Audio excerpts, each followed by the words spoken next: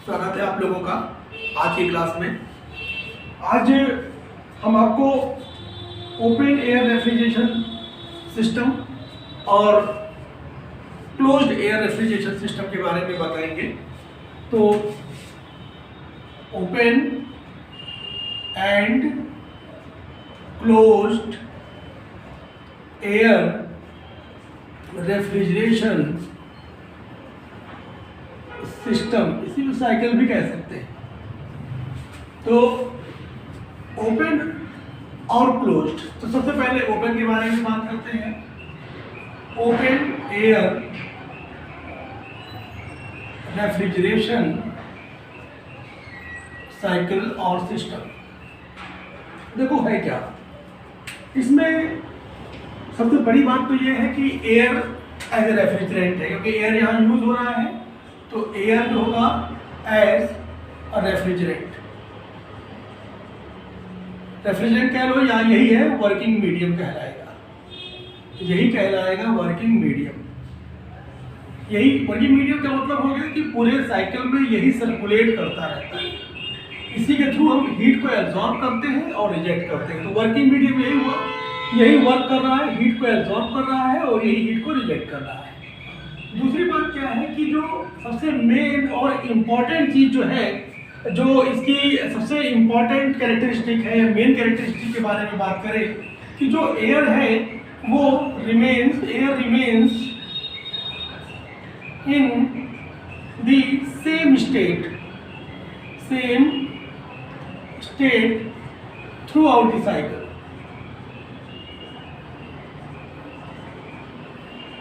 पूरी साइकिल में एयर जो होती है वो सेम स्टेट में रहती है, कहने मतलब वो गैसियस स्टेट में रहेगी। यही सबसे मेन कैरेक्टरिस्टिक है इसकी। तो होता क्या है कि ओपन कहा गया, आप ओपन वाली बात भी कर लें। ओपन का मतलब क्या होता है, एयर डायरेक्टली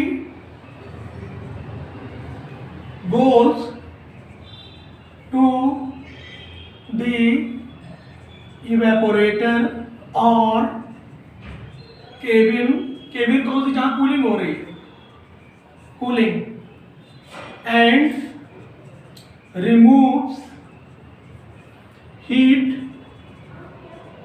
फ्रॉम इट, वहां से हीट को रिमूव करती है। जरा देखो ध्यान से, इसके मेन कंपोनेंट्स कौन कौन से होंगे। मेन कंपोनेंट्स जो होते हैं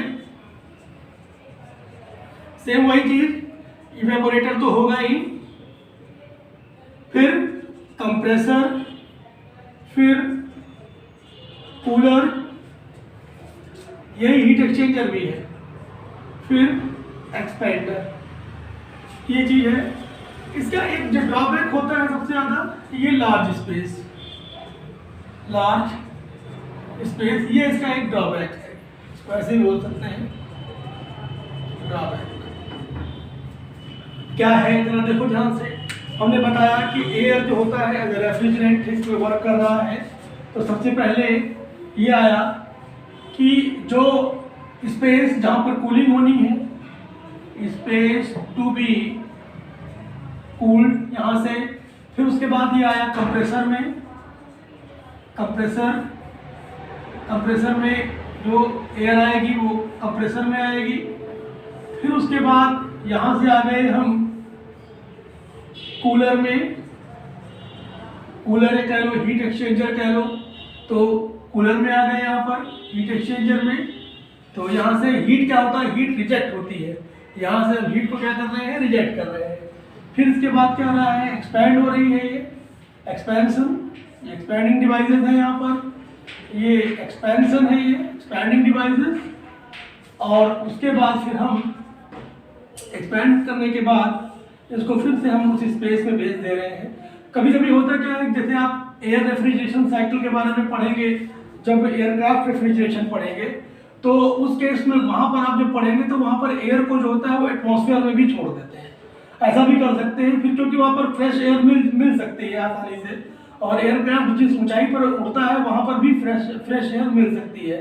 तो ऐसा कुछ नहीं है कि मतलब यहाँ पर क्या है कि यहाँ पर प्रेशर देखिए, अगर यहाँ पर बात करें तो प्रेशर बढ़ेगा, टेम्परेचर बढ़ेगा, और यहाँ पर जो है प्रेशर कम होगा, टेम्परेचर कम होगा।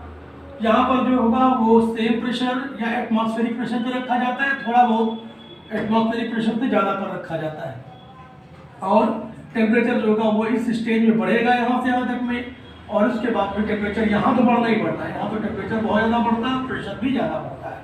यहाँ टेम्परेचर भी कम हो जाता है बहुत ज़्यादा, और प्रेशर भी कम हो जाता है। तो इस तरीके से आप समझ के चलिए साइकिल वही है। अब मेन चीज़ यहाँ पर क्या है कि जो एयर है वो उसी स्पेस में जा रही है और वहाँ से हीट को इजेक्ट कर रही है, एब्जॉर्ब कर रही है, और फिर से जो है वो कूलिंग के लिए सेम साइकिल में जा रही है, और फिर से ठंडी होकर के यहाँ पर आ रही है उसी स्पेस में।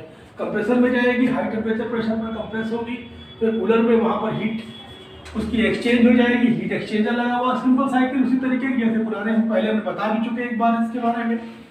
और फिर ये एक्सपेंडर में आएगी, और उसके बाद फिर एक्सपेंडर में क्या होगा, एक्सपेंशन होगा। अगर ये एक्सपेंडर है तो आइसेंट्रोपिक एक्सपेंशन होगा, अगर मान लीजिए एक्सपेंशन डिवाइसेस दूसरी है तो आइसेंट्रोपिक भी हो सकता है।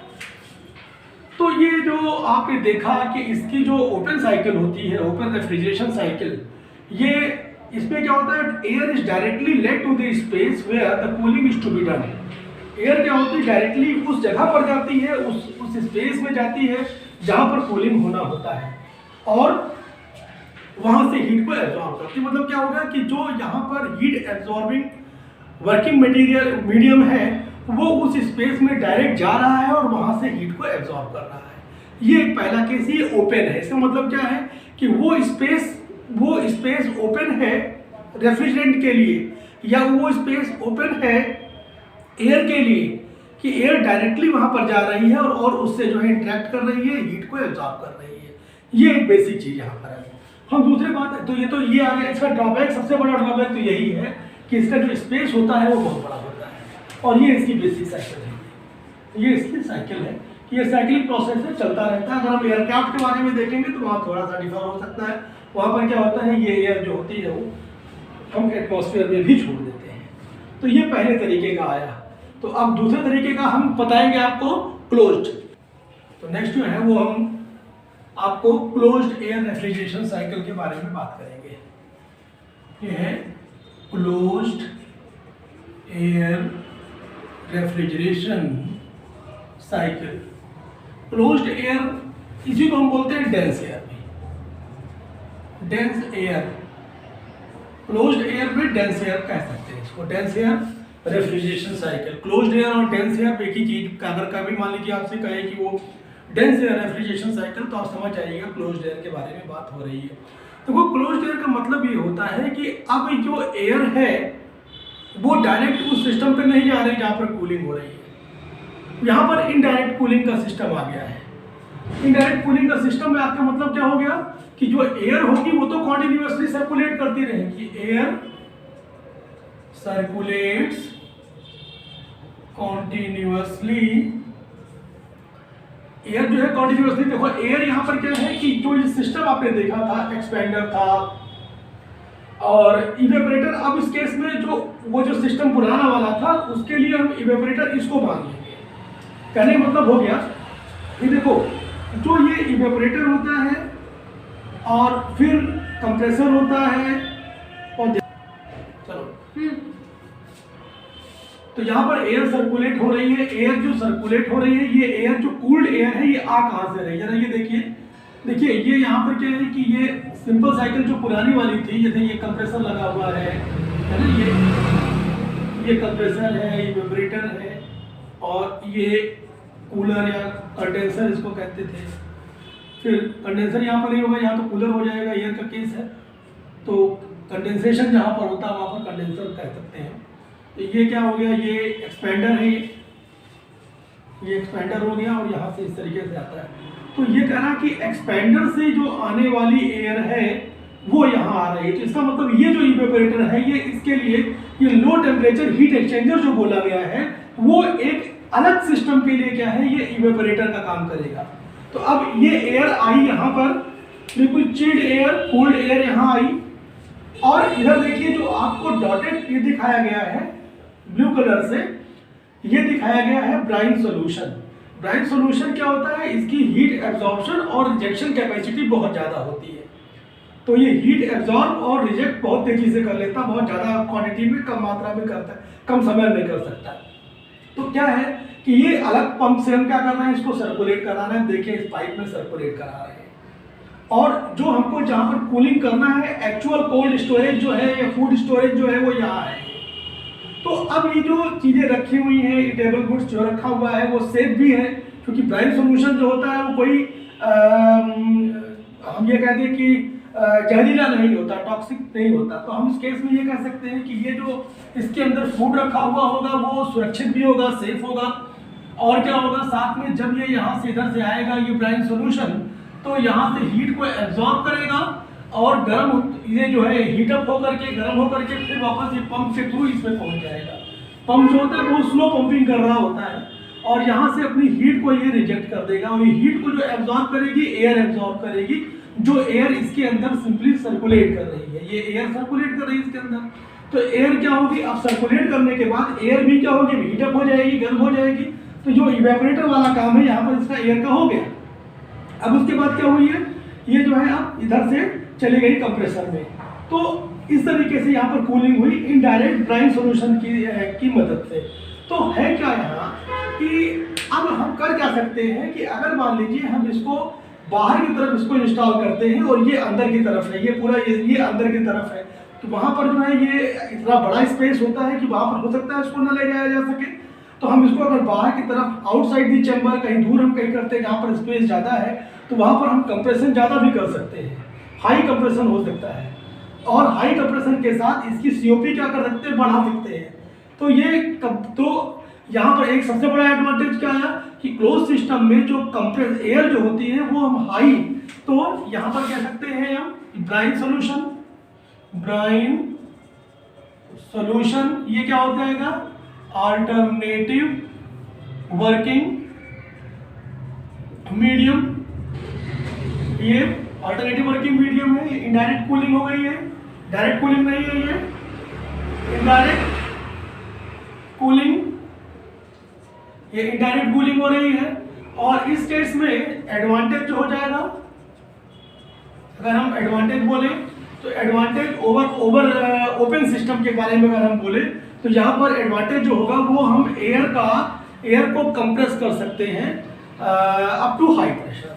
तो air can be compressed, air can be compressed at higher pressure। इसीलिए जो है इसको किया ही जाता है, तभी इसको डेंस बना देते हैं एयर को हम, क्योंकि डेंस कूलिंग होती है, बहुत ही चिल्ड एयर होती है जो जाती है, हीट को एब्जॉर्ब करती है। और कंपैरेटिवली फिर क्या हो जाएगा इस केस में, COP इज हायर,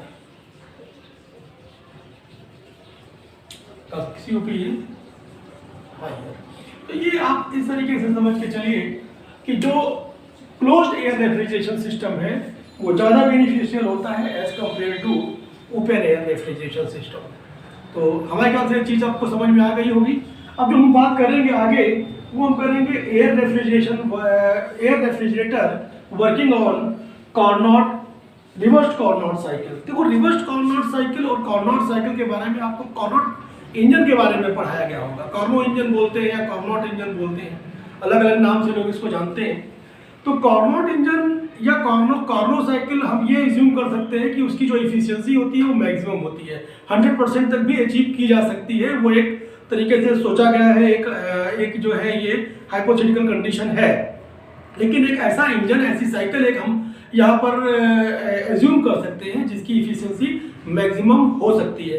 तो देखो जितने भी इंजन हैं वो हम इन्हीं पर, इसी साइकिल को जो है आइडियल मान करके हम सारे इंजन्स, ये सारी साइकिल्स जो वर्किंग साइकिल्स होती है या इंजन की साइकिल्स होती है वो बनाई जाती है। तो वैसे रेफ्रिजरेटर के बारे में बात करें तो जो रेफ्रिजरेटर की, देखो रेफ्रिजरेशन वाली जो साइकिल है वो रिवर्स चलती है। देखिए इंजन वाली जो आप चलाते हैं, याद करिए, इंजन वाली जो चलती है वो क्लॉकवाइज चलती है, और ये क्या होता है, देखिए ये एंटी क्लॉक चल रही है।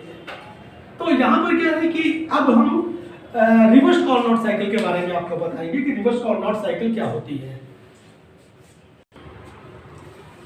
अब air refrigeration system working on reverse Carnot cycle, हम इसके बारे में जो बात करेंगे पहले हम आपको ये बताते हैं कि जो कार्नोट साइकिल होती क्या है। हो सकता है कुछ लोगों को याद ना हो, हम आपको पीवी डायग्राम बना के समझाते हैं।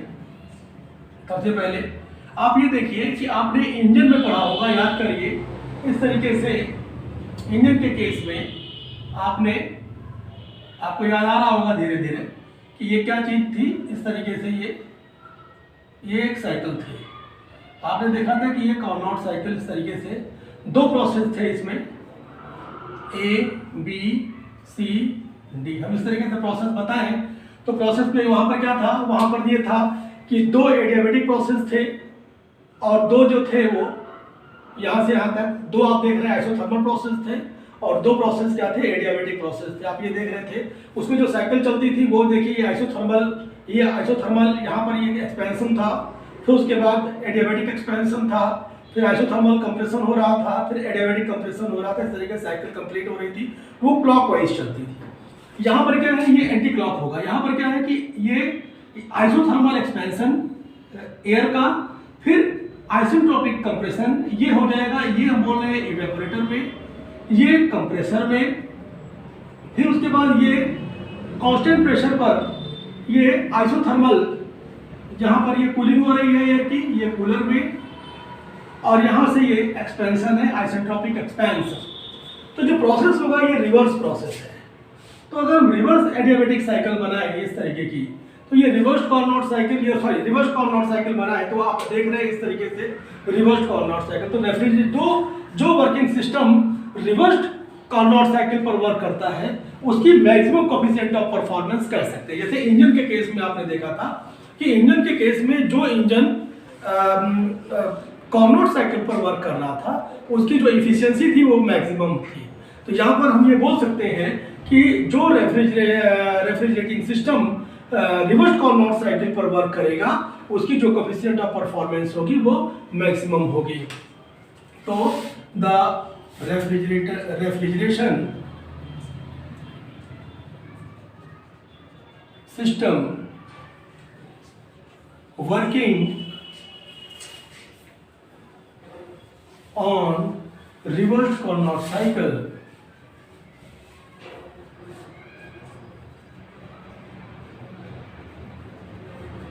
will have maximum COP।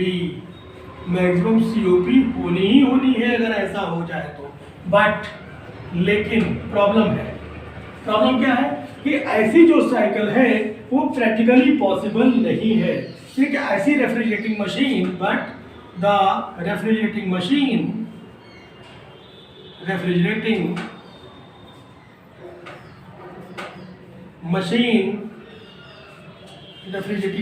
like this is not possible practically। क्यों? ऐसा क्यों?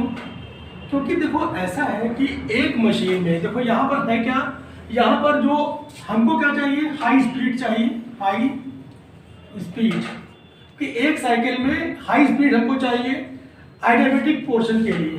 फॉर जो आइडियाबेटिक वाला जो स्ट्रोक होगा, for adiabatic portion of stroke, for adiabatic portion of stroke, ये इसके लिए हमको क्या चाहिए, बहुत हाई स्पीड चाहिए। और दूसरी चीज क्या चाहिए कि वेरी लो स्पीड चाहिए, वेरी लो स्पीड। इसमें कि किसमें चाहिए, for isothermal portion, for isothermal portion of stroke. तो ये कहने का मतलब हो गया कि वेरी हाई स्पीड और वेरी लो स्पीड एक मशीन के अंदर एक सिंगल साइकिल में पॉसिबल नहीं है। तो ये चीज क्या है, ये नॉट पॉसिबल। ये जो फैक्टर है ये पॉसिबल नहीं है कि हम एक ही जो है मोटर से या एक ही कंप्रेसर। एक्चुअल में क्या होता है कि जो वर्किंग यहाँ पर जो मीडियम होता है वो रन करता है कंप्रेसर की वजह से। तो ऐसा तो पॉसिबल है ही नहीं कि वो जो है कंप्रेसर कभी बहुत तेज चले, बहुत धीरे चले, एकदम से तेज हो जाए, ऐसा पॉसिबल नहीं है। ये चीज़ जो है, ये स्ट्रोक इस तरीके का पॉसिबल, नॉट पॉसिबल। और फिर आपने पढ़ा था कि जो प्रोसेस होता है ये आइसोथर्मल प्रोसेस जो होता है, ये क्वासिस्टेटिक प्रोसेस होता है। ये भी बहुत ही संभव नहीं है, ये बहुत ही वेरी स्लो प्रोसेस, बहुत ही लॉन्ग, इस पर बहुत ही बड़ा समय लग सकता है इसको, इस प्रोसेस को होने में। कांस्टेंट टेम्परेचर पर, टेम्परेचर क्या होगा, कांस्टेंट। ये आइसोथर्मल प्रोसेस है, तो इसको जो है ये प्रोसेस ही क्या होगा, बहुत ही स्लो प्रोसेस है, ऐसा पॉसिबल, प्रैक्टिकली पॉसिबल नहीं है। तो इतना आपको समझ में आ गया होगा कि एक हम ऐसी रेफ्रिजरेटिंग मशीन का एग्जाम्पशन कर रहे हैं कि जो रिवर्स कार्नोट साइकिल पर चल सकती हो, और उसकी जो COP होगी वो सबसे ज़्यादा होगी, क्योंकि जो भी हम रेफ्रिजरेटिंग मशीन बनाएंगे हम प्रयास ये करेंगे कि वो इस साइकिल को अचीव करे, जिससे उसकी हम COP को बढ़ा सकें, लेकिन ऐसी प्रैक्टिकली पॉसिबल नहीं है। देखिए, ये रिवर्स कार्नोट साइकिल हमने भी आपको बताया भी था। तो रिवर्स कार्नोट साइकिल में क्या है कि अगर using air as a working medium, तो ये है using air as a working medium. Air क्या है यहाँ पर, वर्किंग मीडियम एयर है। तो हम इस पे क्या करेंगे कि फॉर पर केजी ऑफ एयर, फॉर पर केजी ऑफ एयर, हम मतलब यहाँ पर क्या रहे हैं, एयर की मात्रा हम जो ले रहे हैं वो 1 kg ले रहे हैं। पर केजी कैलकुलेशन पर्पस में हमको लेना ही पड़ेगा 1 kg का। तो for 1 kg of air work done. अब देखो यहाँ पर क्या हो रहा है, आपको पता था कि ये जो प्रोसेस है, इस प्रोसेस को हीट को ये एब्जॉर्ब कर रहा है। ये हीट एब्जॉर्ब हो रही है, यहाँ पर हीट क्या हो रही है, रिजेक्ट हो रही है। यहाँ पर हीट रिजेक्ट हो रही है। ये वर्क डन जो होगा वो एरिया है, इसका पूरे का एरिया जो होगा ये वर्क डन। अगर हम इसका TS डायग्राम बनाए थोड़ी देर के लिए, जरा वो भी देख लीजिए TS डायग्राम कैसे बन जाएगा। यहाँ बगल में बना देंगे TS डायग्राम। तो आपको ये देखो, यहाँ से 2 to 3 जो प्रोसेस बताया गया था, अगर ये T है, ये S है, तो ये आइसोथर्मल प्रोसेस था। ये प्रोसेस आइसोथर्मल है, ये 2 to 3। तो यहाँ पर टेम्परेचर क्या होगा, ये कांस्टेंट हो जाएगा। तो जब टेम्परेचर कांस्टेंट हो जाएगा, ये हो जाएगा T2 बराबर T3। ये टेम्परेचर कांस्टेंट हो गया। फिर यहाँ से यहाँ तक क्या है, ये आइसेंट्रोपिक प्रोसेस है। तो आइसेंट्रोपिक प्रोसेस में ये यहाँ से यहाँ तक ये जो एंट्रोपी होगी वो कांस्टेंट होगी। यहाँ पर जो देखो नो चेंज इन एंट्रोपी, तो जो एंट्रोपी थी वो यहाँ पर क्या हो जाएगी, S3 बराबर S4। ये एंट्रोपी वही हो जाएगी यहाँ पर। ये अगर ये S4 है तो सॉरी, ये जो है ये 4 है। तो उसके बाद क्या हुआ, हम वापस आए इधर। तो अब इस केस में क्या हो जाएगा, 4 से ये 1 पे आ गए, 1 पे आ गए। और यहाँ से फिर ये आया, ये यहाँ से यहाँ तक था, ये कांस्टेंट टेम्परेचर पर, हाई प्रेशर पर ये कूलिंग हो रही थी। तो कूलिंग हो गई यहाँ पर। तो ये इस तरीके से आप लिख सकते हैं इसको, यहाँ का जो टेम्परेचर होगा ये इस टेम्परेचर के बराबर, टेम्परेचर तो बराबर ही है इसका। तो ये जो हीट रिजेक्ट हुई, यहाँ से हीट रिजेक्ट हो गई। और उसके बाद क्या हुआ, हीट रिजेक्शन के बाद फिर यहाँ से यहाँ तक जो आया ये प्रोसेस S1 बराबर S2, ये हीट रिजेक्शन हुआ। उसके बाद यहाँ पर एंट्रोपी कांस्टेंट थी एक्सपेंडर में। तो ये है एक्सपेंडर, ये एक्सपेंडर हो गया, ये हो गया इवेपोरेटर, ये हो गया कंप्रेसर, और ये हो गया कूलर। ये इस तरीके से यहाँ पर कूलर है। तो उसका TS डायग्राम आप देख रहे हैं यहाँ पर। तो ये हमने एंट्रोपी और इसके बारे में लिखा। तो अब अगर हम यहाँ पर निकालें तो work done during the cycle of पर केजी ऑफ एयर, यहाँ लिख रहे हैं work done during the cycle of पर केजी ऑफ एयर, पर केजी ऑफ एयर। तो पर केजी ऑफ एयर के लिए जो वर्क डन आएगा यहाँ पर क्या हो जाएगा, W इज इक्वल टू हो जाएगा। उस केस में हम इस तरीके से लिखते हैं heat rejected minus heat absorb. ये हो जाएगा heat rejected minus heat absorb. ये या एरिया अंडर कर्व भी हो सकता है, बीबी डायग्राम में वो था, पॉसिबल नहीं है। हम निकालेंगे इसी तरीके से कि हीट कितनी रिजेक्ट हुई और कितनी हीट एब्जॉर्ब हुई। तो मतलब क्या हो गया, QR minus QA, QR minus ये वाला QA, ये Q एब्जॉर्ब और ये QR रिजेक्टेड। तो हीट जो रिजेक्ट हुई वो कितनी रिजेक्ट हुई, हीट रिजेक्ट जो हुई यहाँ पर हम ऐसे बोल सकते हैं, देखिए हीट जो रिजेक्टेड हुई ये यहाँ से यहाँ तक हीट को रिजेक्ट कर रहे हैं। तो यहाँ से यहाँ तक हीट को रिजेक्ट कर रहे हैं, तो ये क्या हो जाएगा, इस टेम्परेचर पर हीट को रिजेक्ट किया जा रहा है। तो टेम्परेचर हम कोई भी लिख सकते हैं, चाहे T1 लिखते हैं, चाहे T4 लिखते हैं, तो T1 लिखते हैं। चलिए, तो T1 ये हो जाएगा T4 माइनस S4 TdS होता है, तो S4 माइनस S1, ये S4 माइनस S1 इस तरीके से लिखेंगे माइनस। अब हम हीट एब्जॉर्ब के बारे में बात करें, तो हीट एब्जॉर्ब कैसे लिखी जाएगी, T3 या T2 में से कोई भी लिख लो, T3 लिख लेते हैं हम। चलिए, T3 लिख लेंगे यहाँ पर, तो यहाँ पर क्या हो जाएगा, S3 minus S2, S3 minus S2, हम ऐसे भी लिख सकते हैं इसको। देखिए T1 और S1 बराबर, देखो S4 बराबर S3 है, तो यहाँ पर S3 लिख लेंगे, तो इसी के बराबर हमको लिखना, और S1 बराबर S2 के हैं, तो हम यहाँ पर ऐसे लिख लेते हैं, ये S3 minus S2 minus T3 S3 minus S2। यहाँ से जो आया वो क्या आ जाएगा, T1 माइनस T3, और ये हो जाएगा S3 माइनस S2। ये होता ही है, आपको पता है इसके बारे में, ये ऐसा होता है। तो ये हमारे पास ये वर्क डन आ गया। वर्क डन जो आया वो आपने देखा कि ये चीज़, ये वर्क डन में इस तरीके से आई। तो वर्क डन तो हमारे पास इतना आया। अगर हम COP निकालना चाहें, अब देयरफॉर COP ऑफ रेफ्रिजरेटर, ये पहला केस हम ले रहे हैं यहाँ पर, COP ऑफ रेफ्रिजरेटर। क्या होती है COP ऑफ रेफ्रिजरेटर, बताइए। COP ऑफ रेफ्रिजरेटर होती है heat absorbed upon work done. Work done वही पर केजी के लिए हम ले रहे हैं सारी बातें। तो यहाँ पर हीट एब्जॉर्ब जो आ जाएगी वो क्या आ जाएगी, बताइए।